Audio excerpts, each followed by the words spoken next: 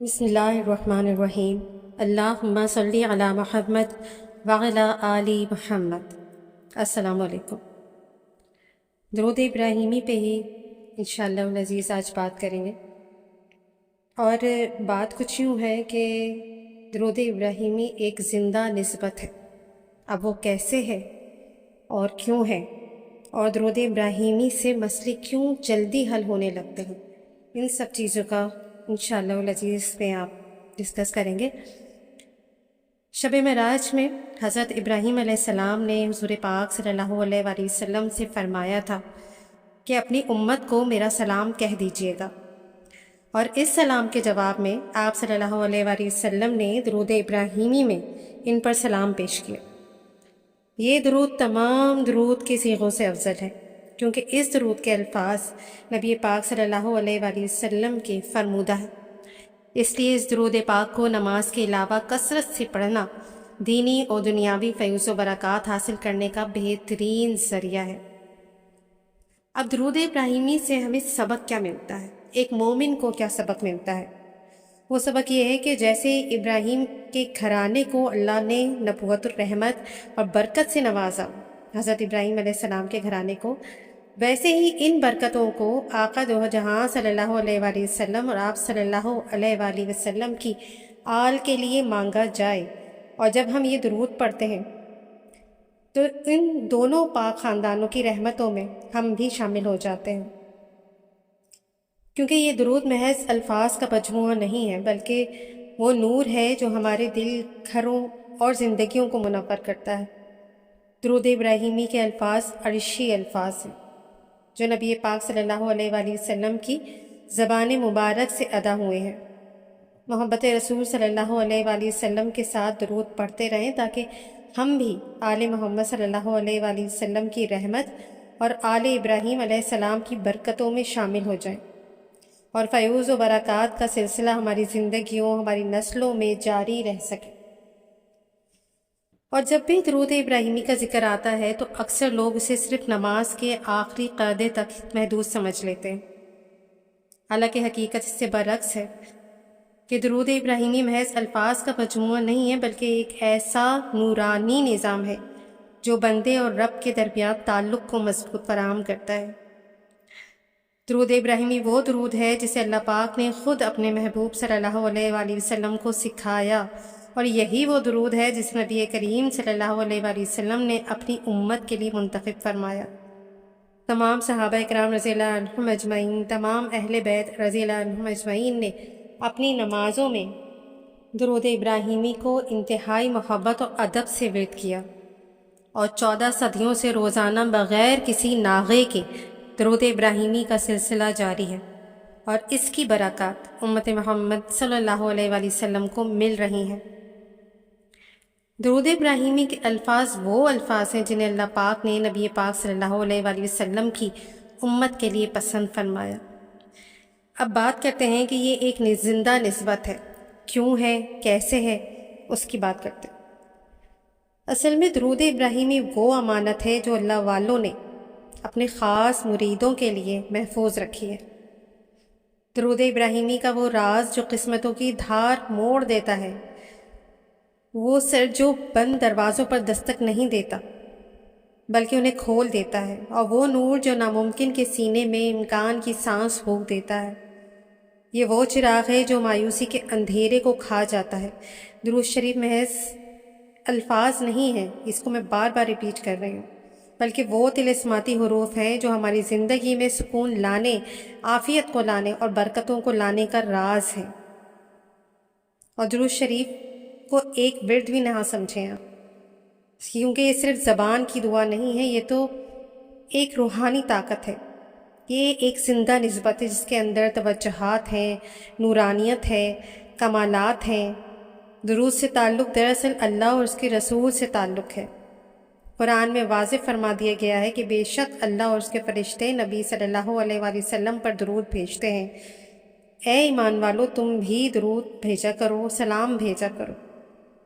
اور جب اللہ خود اپنے حبیب صلی اللہ علیہ وآلہ وسلم پر درود بھیج رہا ہو تو جو بندہ درود پڑھتا ہے وہ کہاں کھڑا ہو جاتا ہے؟ آپ اس کی سعادت کا اندازہ خود لگائیں۔ درود کو قبولیت عطا کر دی گئی ہے۔ درود خوبصورت الفاظ کا وہ عمل ہے جس میں تھکن نہیں ہے، جس میں خسارہ نہیں ہے، جس میں رد ہونے کا، ناقبول ہونے کا کوئی اندیشہ نہیں ہے، بلکہ ہر حال میں قبول ہے۔ اللہ والے فرماتے ہیں کہ درود وہ کنجی ہے جو ہر دعا کے تالے کو کھول دیتی ہے۔ ہر درود کا اپنا ایک رنگ ہے، ہر صیغے کا اپنا ایک رنگ ہے، اور ہر صیغے کی اپنی ایک خاصیت ہے۔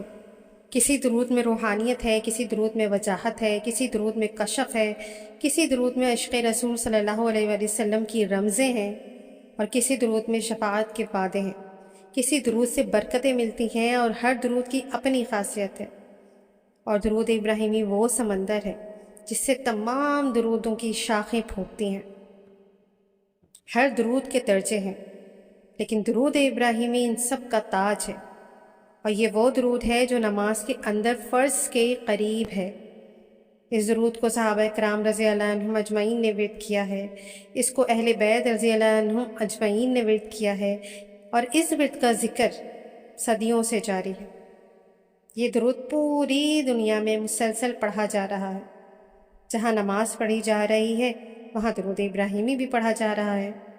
اس درود کے ورد میں کسی قسم کی کمی صدیوں سے نہیں آئی ہے۔ اب جب بندہ درود ابراہیمی پڑھتا ہے تو اسے محمد صلی اللہ علیہ وآلہ وسلم، آل محمد صلی اللہ علیہ وآلہ وسلم کی محبت اور توجہات ملتی ہیں۔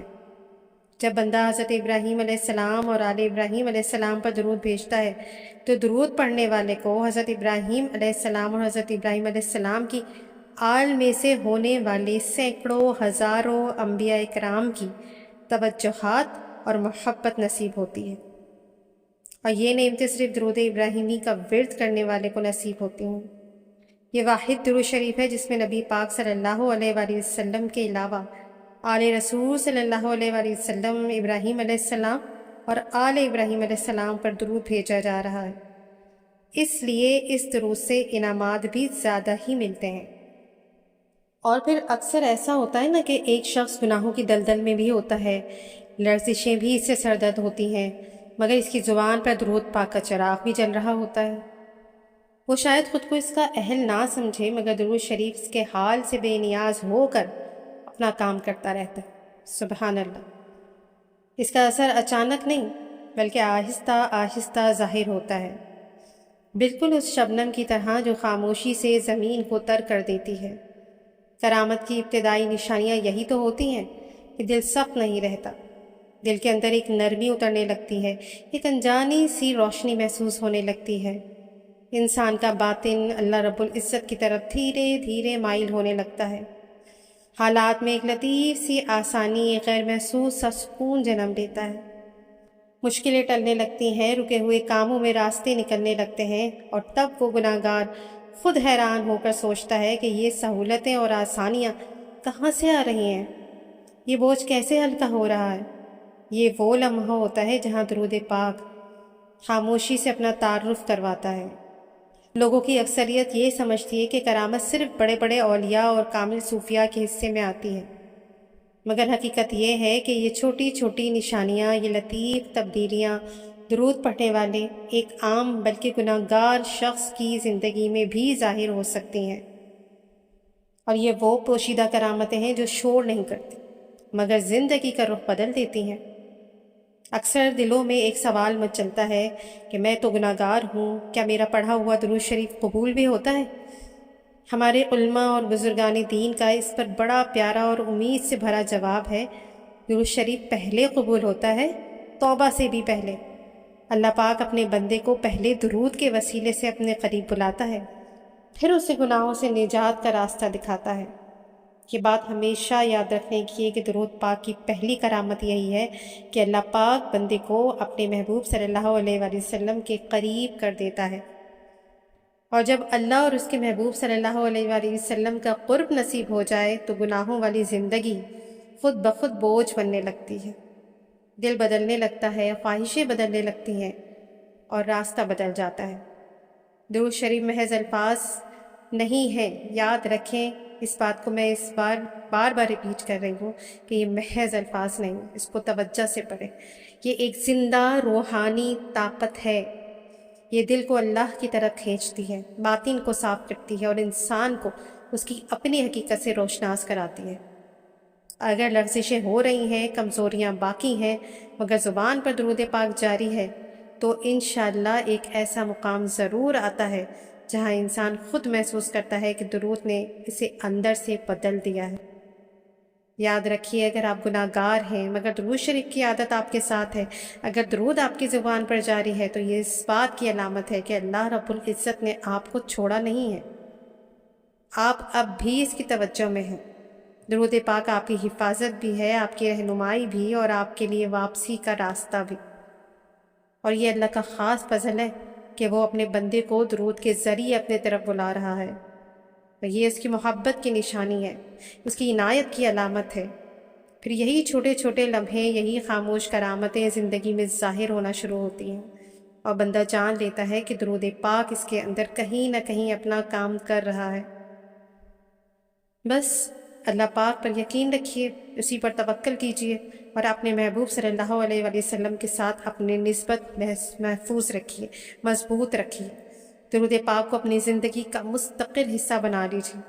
انشاءاللہ ایک وقت آئے گا جب آپ پیچھے مڑ کر دیکھیں گے تو صاف محسوس کریں گے کہ جس راستے نے آپ کو بدل دیا وہ راستہ درود پاک کا ہے، وہ راستہ درود کے تمام صیغے اسی راستے کی طرف جاتے ہیں، اور درود ابراہیمی تو اس کا سردار ہے۔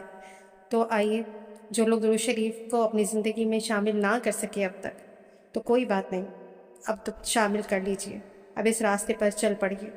درود ابراہیمی کو کم سے کم تعداد میں جتنا بھی آپ پڑھ سکتے ہیں آپ پڑھیں، اگر کم تعداد ہو تو کوئی بات نہیں، استقامت رکھیے، اللہ پاک خود فضل فرمائیں گے اور کثرت درود شریف ہو جائے گی۔ لیکن باقی صیغوں کو جس کی آپ کثرت کر سکتے ہیں، جیسے چھوٹے مختصر درود شریف ہیں، صلی اللہ علیہ محمد صلی اللہ علیہ وآلہ وسلم، درود خضری ہے، صلی اللہ علیہ حبیبہ محمد وآلہ واصحابہ وبارک وسلم، اور اس طرح کے اور درود شریف ہیں جو مختصر ہیں مگر اس کی بھی کرامتیں بہت زیادہ ہیں۔ تو آئیے آج سے خود بھی درود شریف پڑھتے ہیں اور دوسروں کو بھی دعوت دیتے ہیں، پڑھنے کی بھی اور لکھنے کی بھی۔ اللہ پاک ہم پر خاص فضل و کرم فرمائے، آمین ثم آمین۔ جزاک اللہ خیر۔ اللہ